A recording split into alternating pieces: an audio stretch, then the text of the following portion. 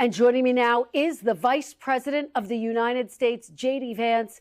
Mr. Vice President, welcome back to Meet the Press. Good morning, Kristen. Thanks for having me. Well, it is good to have you on this monumental Sunday, Mr. Vice President. Let's start right there with the peace agreement in the Middle East. President Trump said this week, quote, "We have ended the war in Gaza." Mr. Vice President, do you see this moment as an end to the war in Gaza? Well, I do, Kristen. We're going to have to do a lot of work to make sure that it stays ended. But I also have to give your network a little bit of grief, Kristen, because last night I was watching NBC. They were covering this, and they mentioned that during a rally last night in Israel, when Steve Witkoff, our great special envoy, mentioned Bibi Netanyahu, the crowd booed. But the broadcast didn't mention that when Steve Witkoff mentioned President Trump, the crowd actually cheered. And why is that, Kristen? Why did the crowd cheer? Because this moment came from very, very deliberate and consequential diplomacy from the president and the entire administration. The reason why we are at this moment, Kristen, is because the president of the United States, he gave unusual authorities to people who had never been in diplomacy before. He actually broke the mold. Instead of doing diplomacy the same old way that it had failed for the past 30 or 40 years, he gave Steve Witkoff and Jared Kushner a remarkable amount of authority to go and get a peace deal done. And he worked hard on everybody from the Israelis to the Gulf Arab states to make this happen.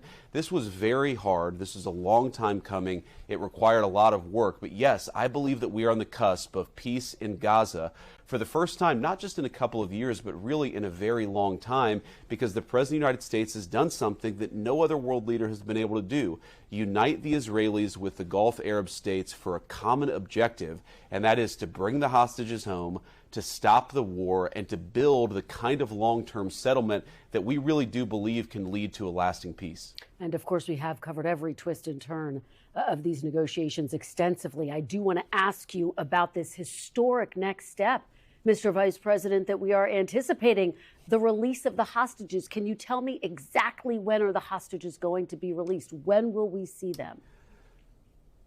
Well, it really should be any moment now, Kristen. The President of the United States is planning to travel to the Middle East to greet the hostages Monday morning Middle Eastern time, which should be late, Sunday night or very early Monday morning here in the United States. So you can't say exactly the moment they will be released, but we have every expectation. That's why the president is going, that he will be greeting the hostages early next week. It's a monumental thing. It's great, of course, for their families. But I really do think that it shows what happens when you go outside the traditional failed diplomatic routes and actually try something new. It's kind of crazy to me, Kristen, that for our entire history, we've never had a president who's been willing to sit down both with the Gulf Arab states and the Israelis to try to tap some unconventional people to just get a deal done. And I think Americans should be proud of the entire administration. They should be proud of their country, because we've worked so hard to make peace in the Middle East happen, and we are right on the cusp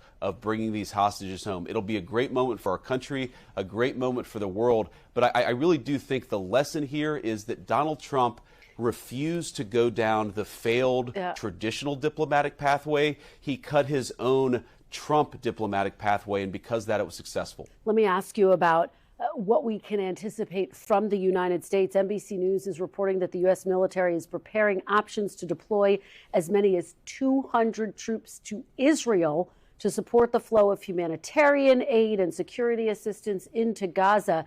Can you guarantee that no U.S. troops will ever be sent directly into Gaza, Mr. Vice President? Yeah, Kristen, so that report actually missed something. We're not planning to put boots on the ground. What we already have is a U.S. Central Command. We already have people in that region of the world. They're going to monitor the terms of the ceasefire. They're going to monitor, ensure the humanitarian aid is flowing. They actually confirmed yesterday that Israel pulled back to the agreed upon lines, which of course is the first condition. The second condition, or the second term, is for the hostages to be released. So we have people in that region of the world who are going to monitor parts of this peace proposal, but the president is not planning to put boots on the ground in Israel. What about Gaza? Will U.S. troops ever be sent into Gaza? Just yes or no? That's what I mean, Kristen. He is not planning to put boots on the ground in Gaza or Israel. Okay. We're going to have Central Command troops that are already there that are going to monitor this peace proposal. But we've actually had, and this is one of the great successes of the president's diplomacy, from Indonesia to the Gulf Arab states. Okay. We've had a number of Muslim majority countries offer to step up and have them put troops on the ground to secure Gaza. It's not going to be necessary for American troops to be in Gaza. Okay, I do want to turn to the big news here back at home, the ongoing government shutdown. I want to play you a little bit of what President Trump had to say about shutdowns past when Barack Obama was president. Take a look. If there is a shutdown, I think it would be a tremendously negative mark on the President of the United States. They're not going to be talking who the head of the House was, the head of the Senate.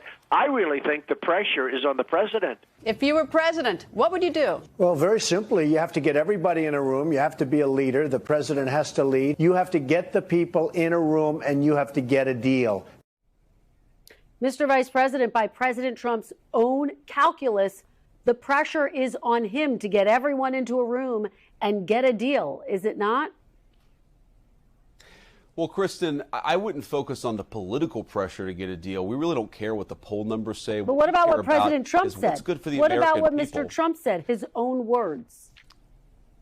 Well, Kristen, the president was talking back then when Barack Obama was president about the political realities. We are focused now on the governing realities because we're in power and we're trying to make the American people's government work for the American people, despite the fact that Chuck Schumer and the Democrats have shut down the government. Yeah. We have to step back and remember, Kristen, that there is a clean bill to open the United States government. The vast majority of Republicans and even a few moderate Democrats voted to open the government, but it's Chuck Schumer and the far left of Senate Democrats who have prevented this government from reopening.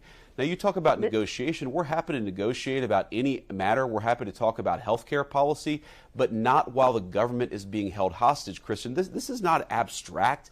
This is not something that's pie in the sky. There are low-income women and children who will not get the food benefits they need to feed their families unless we reopen the government. We're trying to figure out how to pay our troops in the midst of this shutdown to keep our country safe and to make sure that our troops get their payments. We have got to reopen the government, and the president is committed to this. In fact, we've got a bill in the House that already passed the House. We want to make sure that that bill passes the Senate, but not so long as Chuck Schumer allows the entire country to be hijacked by a few far-left senators. Mr. Vice President, we still have a lot to get to. You are in power, and the administration has begun layoffs of thousands of federal workers.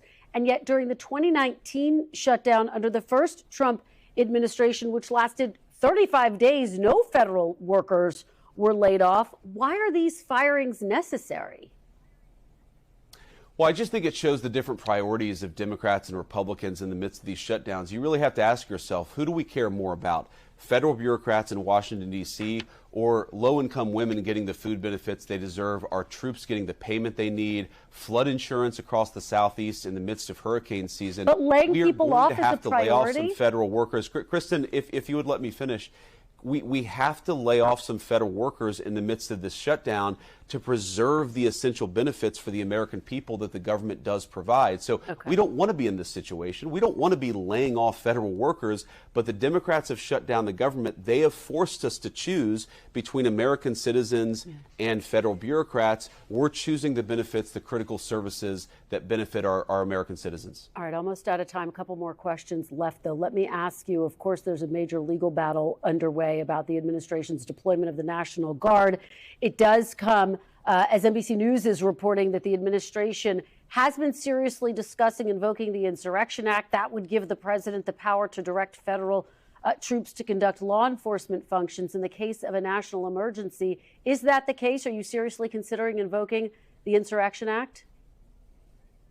Well, the president's looking at all of his options. Right now, he hasn't felt he needed to, but we have to remember, why are we talking about this, Kristen? Because crime has gotten out of control in our cities, because our ICE agents, the people who are enforcing our immigration laws, have faced a 1,000% increase in violent attacks against them. We have people right now who are going out there, who are doing the job the president asked them to do, who are enforcing our immigration laws. They're being assaulted, they're being beaten, they're being shot at. The problem here is not the Insurrection Act or or whether we actually invoke it or not. The problem is the fact that the entire media in this country, cheered on by a few far-left lunatics, have made it okay to tee off on American law enforcement. Yeah. We cannot accept that in the United States of America. We want everybody, black or white, rich or poor, to be safe in the United States of America. But to do that, we have to empower our law enforcement agents to keep us safe. That's what we're talking about doing. Couple of points here. First of all, an Illinois judge said that state and local authorities have been able